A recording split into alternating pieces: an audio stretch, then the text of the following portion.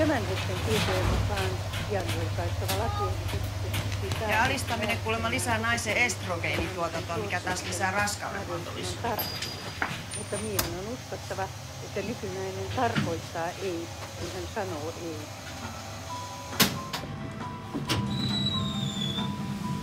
Ja vastaavasti naisen alistaminen nostaa miehen testosteronitasoa ja kykyä siittää lapsia. Onko varma, että sä oot tehty aamuksi? Emmi, herätys. Kuulitko? Kuulin. Sä oot asiantuntija, eikä täällä kukaan voi olla kuulematta. Tai näkemättä. Pointti siinä artikkelissa oli, että ihminen tekee kaikista moraalisia kysymyksiä. Mutta se, mikä on ihmiselle alistamista, voikin olla luonnollinen lisääntymisjärjestelmä. Eli sen mukaan siis kaikki raiskaukset on ikään kuin jotain luonnollista. Kelaisit äiti vähän, mitä sanot. No enhän minä niin ajattele, vaan tiedemiehet.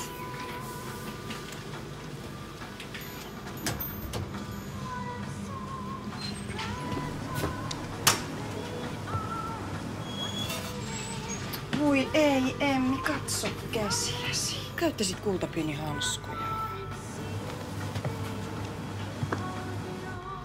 Toihan se olikin. Eikö se ollutkin? Anna jo olla. Kohta sä varmaan epäilet tuota taiteilijaakin. Tyhmä.